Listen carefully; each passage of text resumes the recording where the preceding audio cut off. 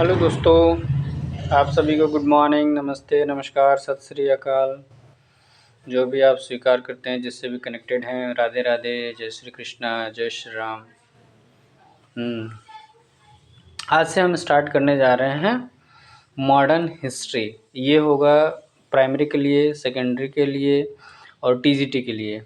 Specially Bihar के V S, NBS, DSSB, EMRS as well. तो ये सभी के लिए जो स्पेशली जिनका हिस्ट्री सब्जेक्ट है उनके लिए बहुत ही मोस्ट इम्पॉर्टेंट है, और जो जीएस जनरल के लिए उनके लिए तो है ही है। तो आज से हम स्टार्ट करेंगे एकदम नया नया छोटा वीडियो बनाएंगे, और बस आप सुन लेंगे, आपका रिवाइज हो जाएगा। तो चलिए स्टार्ट करते हैं। अननोन पीरियड से अगर हम बात करते हैं, बहुत ही अननोन पीरियड से और लेके 712 AD तक, जब कासिम का आगमन हुआ था, तो ये पूरा प्राचीन माना जाता है और प्राचीन माना जाता है। 712 AD से लेके 1707 तक मिडिवल माना जाता है, जबकि 1707 में जब औरंगजेब की मृत्यु हुई थी।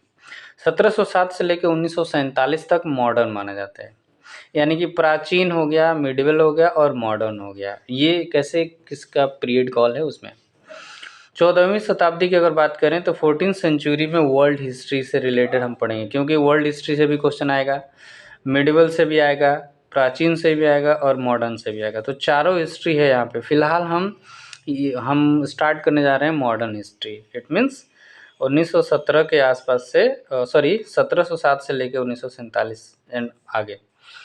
डाउनफॉल ऑफ मुगल की बात करें तो डाउनफॉल मुगल, बहादुर शाह प्रथम से लेके बहादुर शाह द्वितीय तक, इसमें 12 टोटल शासक या बादशाह हुए। कारण और प्रभाव अगर देखें तो 18वीं शताब्दी में केंद्रीय शासन या केंद्रीय शक्ति का पतन हो गया। 18वीं शताब्दी मतलब वही जस्ट शुरुआत, जब औरंगजेब की मृत्यु हुई थी 1707 में। स्वतंत्र राज्यों का उदय, धीरे धीरे स्वतंत्र राज्यों का उदय होना शुरू हुआ, जैसे बंगाल का, मराठा का, राजपूत का, बुंदेला का, जाट का, हैदराबाद, अवध। यूरोपीय शक्तियों का आगमन भी हो रहा था उसी समय, और मतलब उससे पहले भी आ चुका था, लेकिन ये लोग धीरे धीरे वर्चस्व को प्राप्त करने लगे थे। जैसे पुर्तगाली और 1498 में आए थे, डच 95 में आए थे, 1595 में आए थे, और अंग्रेज़ 1600 में, डेनिश 1616 में आए थे और फ्रेंच 1664 में आए थे। प्रारंभिक उद्देश्य इन सब का व्यापार करना था, लेकिन बाद में इनका गौड़ यानी सेकेंडरी जो प्रेफरेंस हुआ, वो उद्देश्य इनका बन गया राजनीतिक प्रभुत्व। अंग्रेज़ों का भारत में विजय की अगर बात करें कि कैसे कैसे अंग्रेज़ों ने अपना भारत में वर्चस्व को, दबदबा को बनाया, तो उसके बारे में हम थोड़ा सा अध्ययन करेंगे। अंग्रेज़ों का भारत विजय, अंग्रेज़ों का भारत विजय, प्लासी की लड़ाई, बक्सर की लड़ाई, कर्नाटक का युद्ध, मैसूर का विजय, आंग्ल मराठा का युद्ध, आंग्ल सिख का युद्ध इत्यादि कारणों से ये धीरे धीरे भारत में वर्चस्वता को प्राप्त करते गए और आगे बढ़ते गए। भारत में ब्रिटिश शासन की आर्थिक नीति, ब्रिटिश शासन की आर्थिक नीति ही इसमें काफ़ी सफलता दिलाई। उपनिवेशवाद का प्रथम चरण अगर देखें तो व्यापारिक पूंजीवाद, यानी 1757 से लेकर 1813 तक, जो हम अधिनियम के तौर पर पढ़ते हैं अपने हिस्ट्री में। तो 1757 से लेकर 1833 तक उपनिवेश का द्वितीय चरण अगर देखें, यानी ये पहला चरण हो गया, और द्वितीय चरण देखें तो औद्योगिक पूंजीवाद का हुआ, जो कि 1813 से लेके 1858 में हमने पढ़ा था कि 1813 में जो ब्रिटिश जो अधिनियम बना था उसमें 1813 में व्यापार का एकाधिकार समाप्त कर दिया गया था, चाय और चीनी को छोड़ के ना। 1858 में फिर क्राउन का शासन आ गया, डायरेक्ट ब्रिटिश शासन क्राउन के माध्यम से। उपनिवेशवाद का द्वितीय चरण तो हो गया, और द्वितीय कारण की अगर देखें तो उसमें वित्तीय पूंजीवाद ज़्यादा था। वित्तीय पूंजीवाद 1858 से लेके और 1947 तक की बात करें, आई थिंक ये तृतीय होना चाहिए ना, तृतीय, ओके यस, ये तृतीय है, तृतीय। 1857 की क्रांति हुआ, प्रमुख भारतीय विद्रोह हुए, जनजाति विद्रोह हुए, किसान विद्रोह हुए, सामाजिक धार्मिक आंदोलन भी हुआ, और राजा राम मोहन राय का भी योगदान रहा, ईश्वर चंद्र विद्यासागर का योगदान रहा, स्वामी दयानंद सरस्वती का भी काफ़ी योगदान रहा, स्वामी विवेकानंद जी का, केशव चंद्र सेन, ये सब लोग मतलब इस तृतीय चरण में धीरे धीरे पढ़े लिखे जाए, चूँकि ये ब्रिटिश पढ़े लिखे लोग थे, ब्रिटिश इंडियन लाइक। भारत में राजनीतिक चेतना का विकास हुआ, प्राच्य शिक्षा, आधुनिक शिक्षा, अंग्रेजों के कांग्रेस के पूर्व की राजनीतिक संगठन, ये सब जब हम धीरे धीरे पढ़ेंगे तो जस्ट ये बेस है, फाउंडेशन है कि कैसे कैसे हमारे भारत में कैसे कैसे धीरे धीरे डेवलपमेंट हुआ। ओके, आगे देखते हैं। भारतीय राष्ट्रीय आंदोलन, भारतीय राष्ट्रीय आंदोलन थोड़ा सा ठीक से किया जाए। यस, भारतीय राष्ट्रीय आंदोलन की बात करें 1885 से 1905, कांग्रेस इसमें वर्चस्व के रूप में, यानी कांग्रेस के नाम से ही सारी पार्टी धीरे धीरे पार्टी का उत्थान हुआ। समकालीन इतिहास की बात करें, क्रांतिकारी घटना की बात करें, HRA और साइमन कमीशन, नेहरू रिपोर्ट, सविनय अवज्ञा आंदोलन, ये सब रहा। और अगर 1905 से लेकर 1919 की बात करें तो बंगाल विभाजन हुआ, सूरत विभाजन हुआ, मुस्लिम लीग, होम रूल आंदोलन या चंपारण की बात करें, खेड़ा अहमदाबाद की बात करें। फिर उसके बाद हम 1919 से लेकर 1947 में देखेंगे तो उसमें जलियांवाला बाग हत्याकांड आएगा, रॉलेट एक्ट आएगा, खिलाफत आंदोलन आएगा, असहयोग आंदोलन आएगा, चौरा चौरी कांड आएगा, काकोरी कांड आएगा।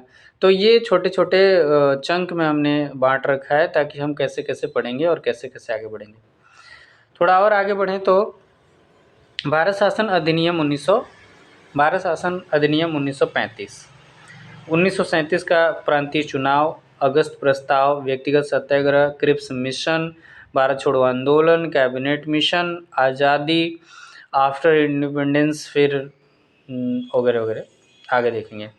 फिर उसके बाद अगर हम थोड़ा सा वो देखें कि 1206 से लेकर 1215 तक दिल्ली सल्तनत के बारे में पढ़ेंगे, 1526 से लेकर 1857 तक तो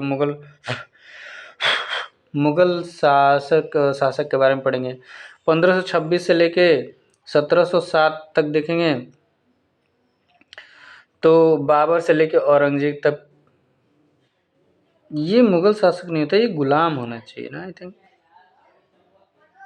जो भी हो, अभी एग्जैक्ट नहीं आ रहा। 1526 से लेकर 1707 बाबर से औरंगजेब तक, मजबूत मुगल बादशाह, इस समय से इस समय तक मतलब केंद्रीय शक्ति काफ़ी दृढ़ थी, मजबूत थी। 1707 में जब औरंगजेब की मृत्यु हुई तो उसके बाद धीरे धीरे शक्ति बिखर गई और छोटे छोटे राज्य अपने अपने साम्राज्य स्थापित करने लगे, छोटे छोटे। फिर कमज़ोर प्रशासन हो गया, बहादुर शाह प्रथम से लेकर बहादुर शाह द्वितीय यानी कि बहादुर शाह जफर तक, 1857 की हम क्रांति वगैरह देखे उससे फिर धीरे धीरे सारी चीज़ें बदल गई। अब फिर हम आगे देखेंगे कि क्या है एक्चुअल में, कैसे है, तो ग्राफ फिगर से भी समझेंगे, बनाएंगे आगे चल के। 16वीं शताब्दी, अगर 17वीं शताब्दी को देखें, 16 और 17वीं, 1526 से लेके 1707 तक मुगल स्ट्रॉन्गर थे और फिर उसके बाद धीरे धीरे कमज़ोर होते गए, पतन होता गया। 18वीं सेंचुरी में देखें तो वीकर मुगल थे और 16वीं से लेकर 17वीं तक स्ट्रॉन्गर मुगल थे। नवीन राज्य अगर बात करें तो हैदराबाद आया। हैदराबाद निज़ाम उल मुल्क, जिसको चीन किलिच खां के नाम से जाना जाता है, वर्ष 1724 में हैदराबाद की बात करें तो दक्षिण भारत यानी दक्कन का क्षेत्र रहा। बंगाल का मुर्शिद कुली खां यानी 1717 में पढ़ेंगे। मैसूर हैदर अली, टीपू सुल्तान 1761 में, मतलब हैदर से लेके टीपू सुल्तान तक पढ़ेंगे। केरल में 4 प्रमुख राज्य, कालीकट, कोचीन, त्रावणकोर और चिरकल, तो ये केरल से भी रिलेटेड पढ़ेंगे। त्रावणकोर में राज्य की स्थापना मार्तंड वर्मा ने की थी, यानी कि त्रावणकोर राज्य की स्थापना मार्तंड वर्मा ने करी थी, ये एक फैक्ट है। और राजधानी त्रिवेंद्रम थी, त्रिवेंद्रम। जाट की बात करें तो राजस्थान में भरतपुर में राजा चूड़ामन और बदन सिंह ये सब स्थापना किए थे जाट वाले। जाट नेता सूरजमल को जाटों का अफलातून कहा जाता है, यानी कि पूछा जाए क्वेश्चन कि जाटों का अफलातून, जाटों का अफलातून कौन है, तो सूरजमल है। कौन है? सूरजमल। आगे देखते हैं। रुहेलखंड यूपी, आगे क्या है? रुहेलखंड यूपी। रुहेलखंड यूपी की स्थापना अली मोहम्मद खां के द्वारा किए थे, यानी कि रुहेलखंड यूपी में रुहेलखंड पड़ता है, अली मोहम्मद खां के द्वारा स्थापना की गई थी। प्रारंभिक राजधानी आंवला यानी कि बरेली थी, जबकि बाद में राजधानी रामपुर पड़ा। ओके, आगे देखते हैं दोस्तों। आपको पेशेंटली पढ़ना है इसको, 1-2 चैप्टर में बस इसका बेस फाउंडेशन है, उसके बाद फिर फैक्ट वगैरह आ जाएंगे जिसको हम आगे अच्छे से पढ़ेंगे। सिर्फ सुनना है आपको, जैसे मैं रीड कर रहा हूँ वो इसलिए लाउड रीड कर रहा हूँ ताकि अच्छे सुनाई दे। कान में लीड लगाइए, मस्त खाना पीना बनाते रहिए और सुनते रहिए। पंजाब की बात करें अगर, तो पंजाब में गुरु नानक जी जो कि पहले गुरु थे, 1459 से लेके 1539 तक पानीपत की लड़ाई को अपनी आंखों से इन्होंने देखा था। गुरु नानक जी ने सिख धर्म की स्थापना किए थे गुरु नानक जी। और गुरु अंगद की बात करें तो 1539 से लेके 1552 तक गुरुमुखी लिपि के आविष्कारक हैं। तो गुरुमुखी लिपि का आविष्कारक कौन है? गुरु अंगद जी हैं। गुरु अमरदास की बात करें तो 1552 से लेकर 1574 तक लंगर पद्धति की शुरुआत करी थी इन्होंने। गुरुमुखी लिपि की शुरुआत अंगद जी ने किया था। सिख धर्म की स्थापना नानक जी ने किया था। गुरु रामदास 1574 से लेकर 1581 तक अकबर के समकालीन थे। अकबर ने 500 बीघा जमीन दिया था, जिसमें अमृतसर बनाया गया, जो कि एक नेचुरल तालाब था। उस तालाब के बीचों बीच गोल्डन टेम्पल देख ही रहे हैं आप लोग।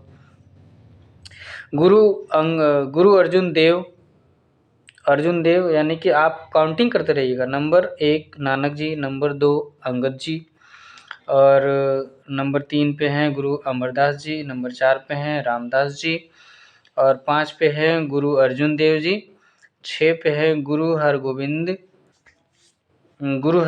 और 7th पे हैं गुरु हर राय, और 8th पे हैं गुरु हरकिशन सिंह, 9th पे हैं गुरु तेग बहादुर सिंह, और 10th नंबर पे हैं गुरु गोविंद सिंह।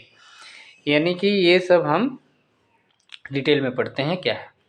तो हमने ये देख लिया कि किन, तो ये क्वेश्चन आता कि अकबर ने 500 बीघा जमीन किन को दिया था, तो उनका नाम है गुरु रामदास। यानी टेम्पल बनाने के लिए किसको दिया गया? राम जी को दिया गया। किसको दिया गया? राम जी को। यानी जो ये ट्रिक बता रहा हूँ, तो टेम्पल किन को दिया गया? टेम्पल बनाने के लिए ज़मीन दिया गया रामदास जी को, अकबर ने दिया था, जिसमें अमृतसर। गुरु अर्जुन देव की बात करें तो 1581 से 1606 आदि ग्रंथ का संकलन किया इन्होंने। आदि ग्रंथ का संकलन किया, यानी जो इनके गुरु लिपि है, गुरुमुखी जो अंगद जी ने डेवलप किया था, तो आदि ग्रंथ के नाम से संकलन किन्होंने किया? अर्जुन देव जी। गुरु अर्जुन देव की इनकी हत्या जहांगीर ने करवा दी थी। तरणतार और करतारपुर शहर बनवाया, यानी कि गुरु अर्जुन देव जी ने तरन तारण और करतारपुर शहर बनवाया। गुरु हरगोविंद राय जी जो कि छठे गुरु थे, वो 1606 से लेकर 1645 तक रहे। अमृतसर में अकाल तख्त का निर्माण किया, जिसको कश्मीर में कीरतपुर नगर बनवाया इन्होंने। कश्मीर में कीरतपुर नगर बनवाया और अमृतसर में अकाल तख्त निर्माण किया। गुरु हर राय जो 7th नंबर पे गुरु थे, 1645 से लेकर 1661 तक रहे। इनके संबंध में दारा सिकोह से अच्छे, यानी इनके संबंध दारा सिकोह से अच्छे थे, जो कि दारा सिकोह इनका भाई, क्या नाम है, औरंगजेब का भाई और शाहजहां के पुत्र। गुरु हरकिशन की बात करें तो 1661 में 1661 से 1664, 1664 से याद आया, फ्रांस की कंपनी आई थी 1664 में। मृत्यु अगर देखें तो चेचक के कारण कम उम्र में हो गई थी गुरु हरकृष्ण जी की, जो कि 8वें गुरु थे। 9वें गुरु जी जो थे गुरु तेग बहादुर, गुरु तेग बहादुर, नॉट तेग बहादुर। गुरु तेग बहादुर 1664 से 1675 तक आनंदपुर साहिब की स्थापना किए थे। हिंदू धर्म के प्रथम समर्थक थे और इनकी हत्या औरंगजेब के द्वारा की गई थी। तो 2 गुरु लोग की हत्या की गई थी, एक गुरु तेग बहादुर जो 9वें नंबर पे हैं और एक है 5वें नंबर पे जो गुरु अर्जुन देव जी, जो जहांगीर ने करवाया अर्जुन देव जी का, और गुरु तेग बहादुर जी का हत्या औरंगजेब ने करवाया। ठीक है, तो ये दोनों नाम याद रखना है। कौन कौन नाम? एक गुरु अर्जुन देव जी, इनकी हत्या कौन करवाया? जहांगीर ने। और गुरु तेग बहादुर जी, इनकी हत्या कौन करवाया? औरंगजेब ने। ठीक है, और फाइनली 10th नंबर पे जो गुरु हैं गुरु गोविंद सिंह, ये 1675 में इनका 75 से लेके आगे का डेट नहीं लिखा हुआ है। खालसा पंथ की स्थापना, यानी खालसा पंथ की स्थापना किन्होंने किया? तो गुरु गोविंद सिंह ने किया। और राहुल प्रजा का सपना है, ये कुछ और लिखा होगा, मुझे ध्यान नहीं है, मैं देख के करेक्ट कर दूंगा। बंदा बहादुर की बात करें अगर, तो सिख लड़ाका बचपन का नाम लक्ष्मण देव था। बंदा बहादुर जी का बचपन का नाम क्या था? लक्ष्मण देव। और सिख लड़ाका इन्होंने स्टार्ट किया है, बचपन का नाम लक्ष्मण देव है। आगे इन्हें सच्चा बादशाह कहा जाने लगा। और 1716 में फरुखशियर ने बंदा बहादुर की हत्या करवा दी। यानी बंदा बहादुर जो हैं, इनकी हत्या कौन करवा दिया? इनकी हत्या करवा दिया फरुखशियर ने, जो कि फरुखशियर 1717 में बहुत सारा वो अंग्रेजों को छूट दे दिया था व्यापार में, अभी आगे देखेंगे। 1712 में बंदा बहादुर के खिलाफ लोहगढ़ अभियान में बहादुर शाह प्रथम की मृत्यु हो गई। यानी बहादुर शाह प्रथम की मृत्यु हो गई कब? जब बंदा बहादुर के खिलाफ लोहगढ़ अभियान चल रहा था। डन, आगे देखते हैं। बस सुनना आपको और धैर्य से सुनना है। 15, 20, 25 मिनट का वीडियो होगा, लेकिन आपका बढ़िया से जो हम 3-4 घंटे में 4 घंटे में करेंगे वो हम शॉर्टकट में मतलब अच्छे से पढ़ लेंगे। और अगर यूट्यूब पे वीडियो देखेंगे किसी टीचर का on face to face as a live, तो उसमें काफ़ी टाइम जाएगा। सो ये बहुत कम टाइम में सब कुछ ओके हो जाएगा। डन, ओके दोस्तों। 1707 में अगर देखें तो औरंगजेब की मृत्यु हो गई। उस मृत्यु के बाद मुअज्जम यानी औरंगजेब का पुत्र था, बहादुर शाह प्रथम के नाम से शासक बना। यानी जो मुअज्जम है वही बहादुर शाह प्रथम के नाम से शासक बना। ये किनका पुत्र है? औरंगजेब का। इसने मराठा का शासक छत्रपति शाहू जी महाराज, जिनको संभाजी के पुत्र के नाम से जाना जाता है, को मुगलों की कैद से आज़ाद किया। यानी ये जो बंदा बहादुर प्रथम है या मुअज्जम है, ये छत्रपति शाहू जी महाराज यानी संभाजी के नाम से, संभाजी के जो पुत्र, उनको मुगलों की कैद से आज़ाद किया।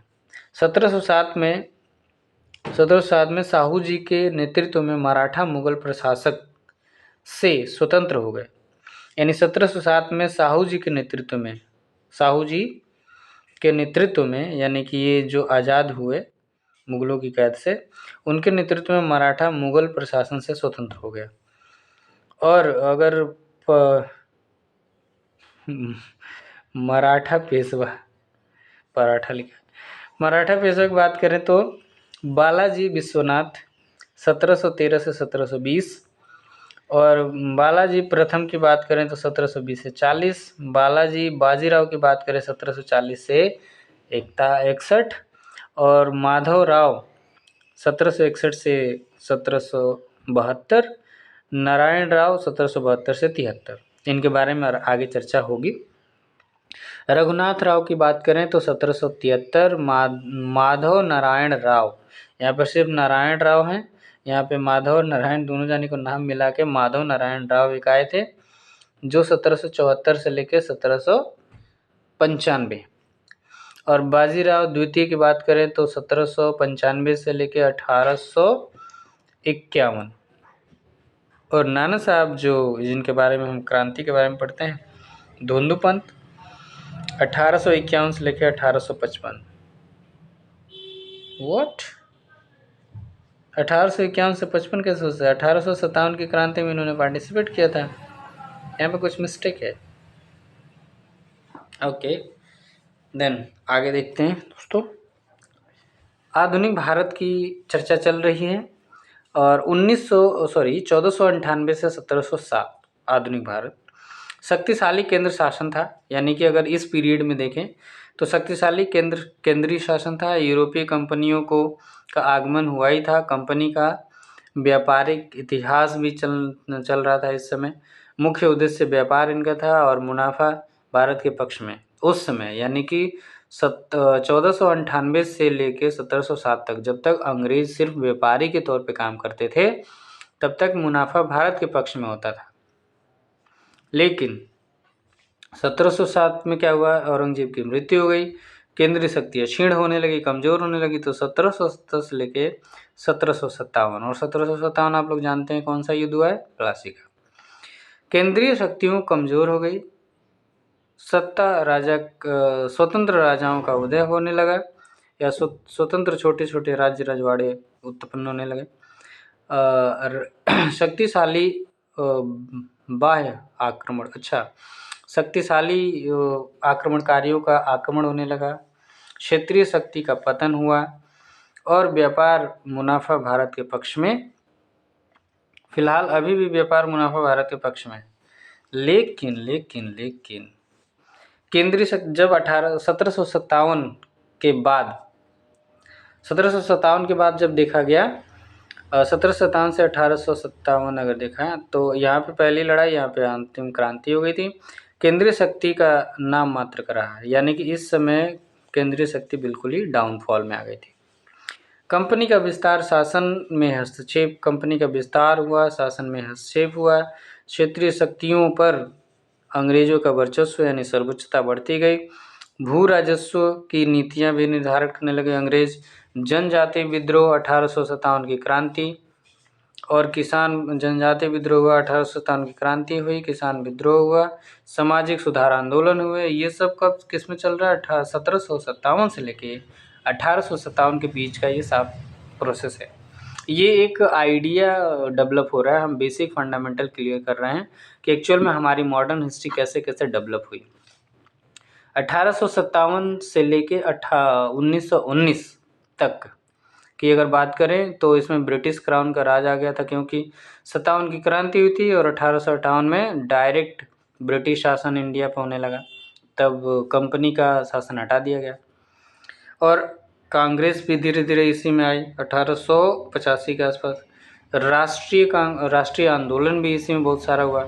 फिर 1919 से लेकर 1947 में हम जानते ही हैं, धीरे धीरे फिर हम बहुत ही आगे डेवलप हो गए।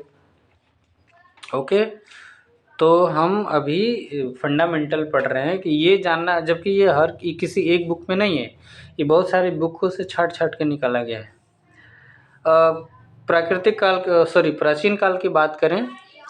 प्राचीन काल की बात करें तो मानव की उत्पत्ति हुई, तर्क और बुद्धि का विकास हुआ, आग, पहिया, कृषि, पशुपालन आदि का आविष्कार हुआ। विज्ञान की बातें उस समय नगण्य थी। कब? प्राचीन काल में विज्ञान का नाम था ही नहीं। मध्यकाल में क्या हुआ? धर्म और चर्च का प्रभुत्व था। कर्मकांडी व्यवस्था थी, रूढ़िवादी समाज था, सामंती व्यवस्था थी, तर्क और बुद्धि का सीमित प्रयोग होता था, अर्थव्यवस्था सिर्फ कृषि पर थी। ओके, और आधुनिक काल की बात करें तो सुप्त और अचेतन अवस्था आ गई।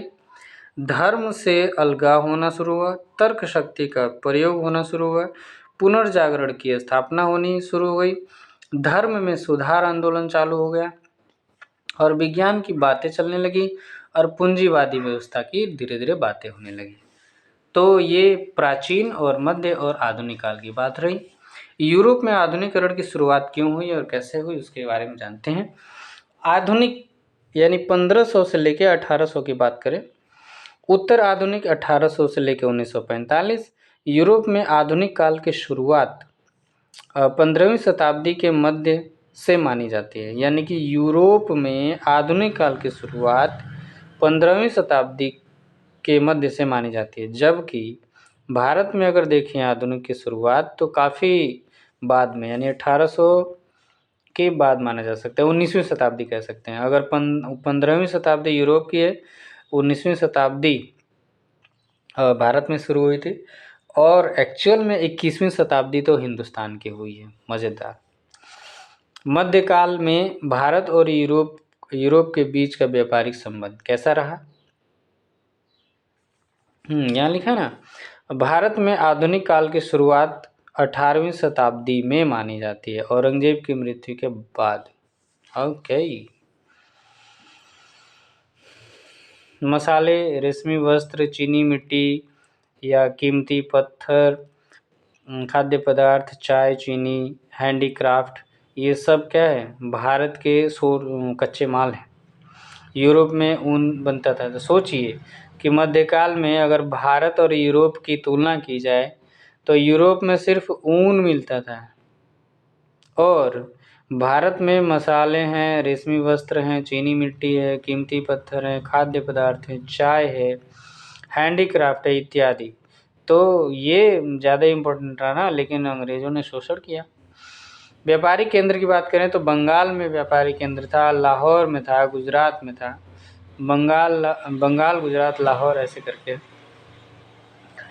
और यूरोपीय कंपनियों के आगमन के कारण हुआ क्या, 1493 की बात, 1453। हम जानते हैं कुस्तुनतुनिया का पतन हो गया क्योंकि कमाल पाशा का आगमन हुआ था इस समय 1493 में, जो कि कुस्तुनतुनिया एक व्यापारिक केंद्र था। इस पे कमाल पाशा का वर्चस्व हो गया। प्रभाव, पुराने व्यापारिक मार्ग खत्म हो गए। यानी कि प्रभाव क्या पड़ा जब कुस्तुनतुनिया का पतन हुआ, पुराने व्यापारिक मार्ग खत्म हो गए।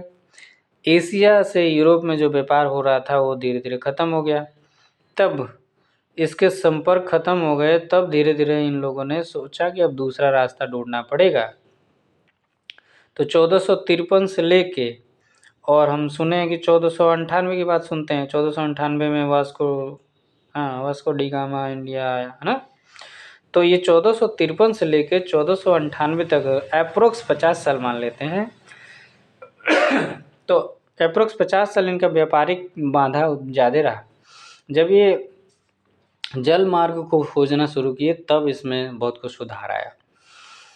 पुनर्जागरण के प्रभाव की बात करें तो व्यापार तथा नगरों का विकास हुआ, पूरब के साथ संपर्क डेवलप हुए और कागज तथा मुद्रा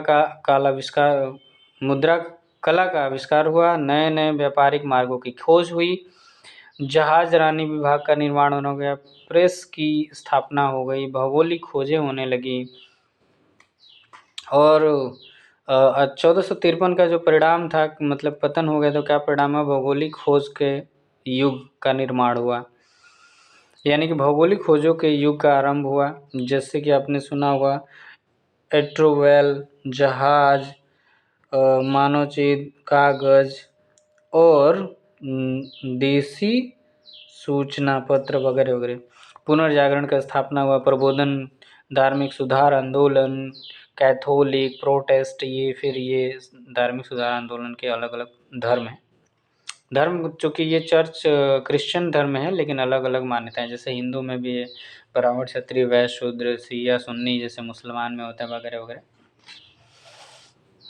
ओके, तो वीडियो लंबा ना हो जाए इसके लिए हम ये भारत और यूरोप की तुलना 15वीं और 16वीं शताब्दी में से कल करेंगे। थोड़ा सा टॉपिक ये देख लेते हैं। यूरोपीय कंपनी का आगमन की वजह, यूरोप में 14वीं शताब्दी के बाद आए आर्थिक परिवर्तन, यूरोप में सामंती संकट हो गया।